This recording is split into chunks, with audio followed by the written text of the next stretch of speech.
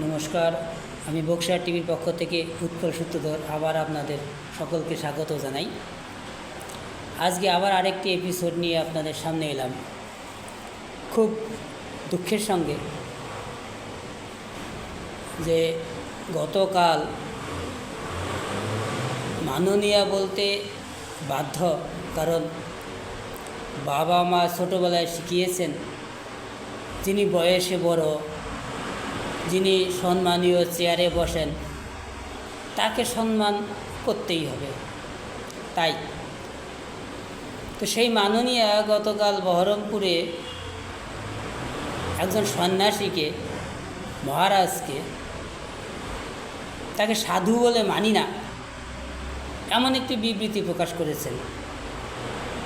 তিনি নাকি বলেছেন বুথে টিএমসিতে বসতে দেব না, যদিও তার প্রমাণ আছে বলে আমার মনে হয় না, কারণ উনি তো মান হুঁশহীন, মূল্যবোধহীন ব্যক্তি।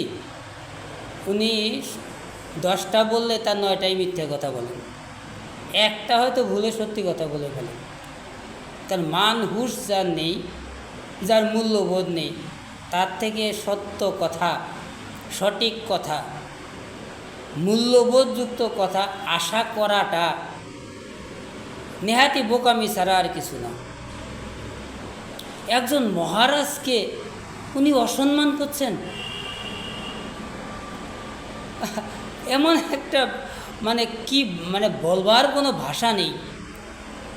ওনার দলের বিরুদ্ধে বা ওনার বিরুদ্ধে কেউ যদি কোনো কথা বলেন সেটা উনি মানতে পারেন না, কিন্তু ওনার দল করে যদি বলা যায় আমরা মানুষকে মেরে এখানে 70% আমরা 30% যারা আছে তাদেরকে গঙ্গায় ভাসিয়ে দেবো, এটা বলে ওনার খুব একটা বুকে লাগে না, ওনার মনেও লাগে না, বুকেও লাগে না, মূল্যবোধেও লাগে না, মানবিকতাতেও লাগে না।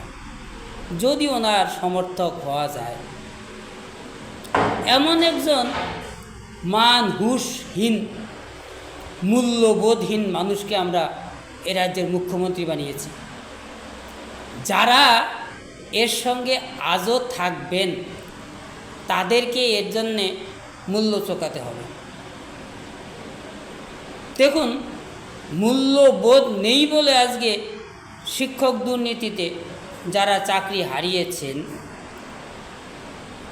যারা ঘুষ দিয়েছেন, যারা ঘুষ দেননি,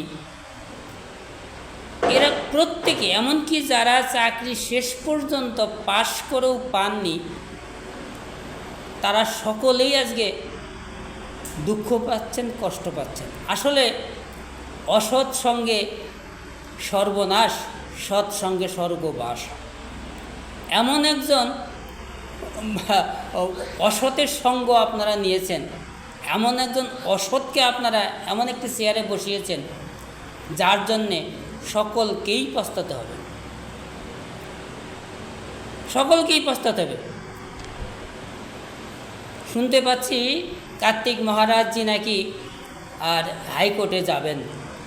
আজকেও খবরে শুনলাম উনি তার চেষ্টা করছেন, কিন্তু আমার মনে হয় হাইকোর্টে গিয়ে বিশেষ কিছু লাভ হবে না, কারণ ওনাকে হাইকোর্ট ভর্ৎসনা করে বড়, তার চেয়ে বেশি কিছু না। বরং আপনারা সারা ভারতে যত সাধু সন্ত, সৎ মানুষ আছেন, যাদের মান হুঁশ মূল্যবোধ আছে, তারা বরং ঝাড়ু হাতে এই মন মানসিকতাকে ঝেঁটিয়ে বিদায় করুন।